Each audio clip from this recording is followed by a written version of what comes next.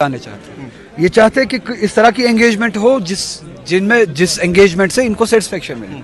तो वो बात और वो एंगेजमेंट, स्टूडेंट्स की बात और गवर्नमेंट की तरफ से वो engagement, result oriented engagement facilitate कराने के लिए आया।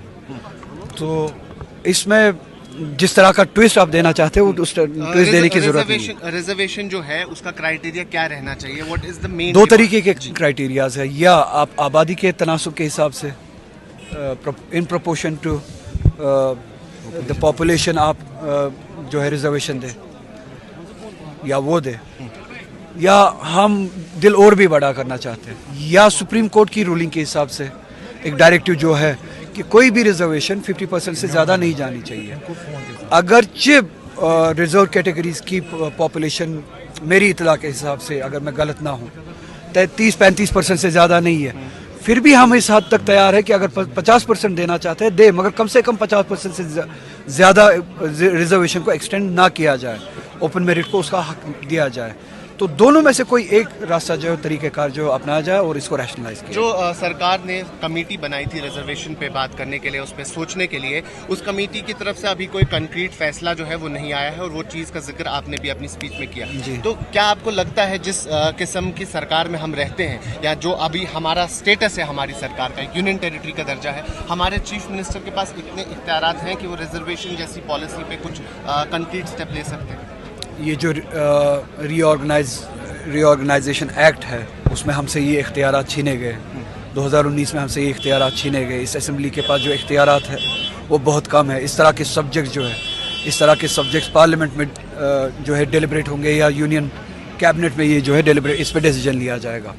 मगर मैं जो चाहता हूँ, ये सब आप भी जानते हैं, मैं भी जानता हूँ, स्टूडेंट्स भी जानते हैं, मगर हम जो चाहते हैं कैबिनेट की तरफ से एक रिजर्वेशन पॉलिसी ड्राफ्ट की जाए, कैबिनेट अप्रूवल हो, उसको रिकमेंड किया जाए, उसको रिकमेंड करके यूनियन गवर्नमेंट के पास भेजा जाए फॉर अप्रूवल।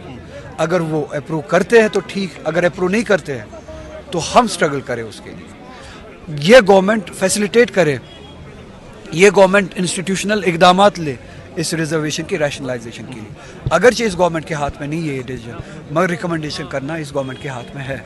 ये एक रैशनलाइज डॉक्यूमेंट भेज सकता है कि स्टेट जो है, जम्मू कश्मीर की आवाम जो है इस पैटर्न पे इस रिजर्वेशन पॉलिसी को रैशनलाइज करना चाहती है, वो डॉक्यूमेंट भेज सकती है।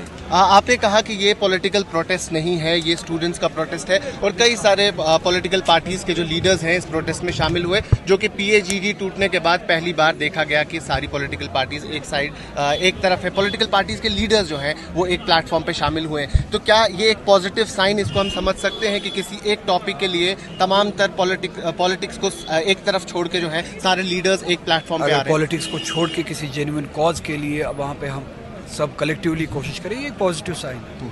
मैं चाहूँगा कि हम इसी तरह से इस रियासत के खोए हुए हुकूक की वापसी के लिए इसी तरह से कलेक्टिवली हम फाइट करें।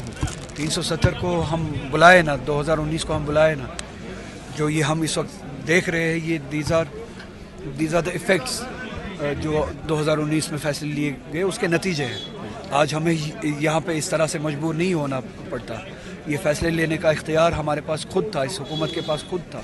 2019 में जो कुछ हमसे छीना गया और जो हमारा स्टेटस गिराया गया और हमें जो सेकंड क्लास सिटीज़न में तब्दील किया गया, हमारे इख्तियारात छीने गए, वो बहुत बड़ा अम्ब्रेला इशू है जिससे ये सब कुछ एड्रेस हो सकता है। अपनी डिग्निटी की वापसी के लिए, अपने राइट्स की वापसी के लिए, अपने हुकूक के वापसी के लिए, अपने स्टेटस के वापसी के लिए, जो हमसे छीना गया 2019 में या उससे पहले, उसकी वापसी के लिए भी इसी तरह अगर हम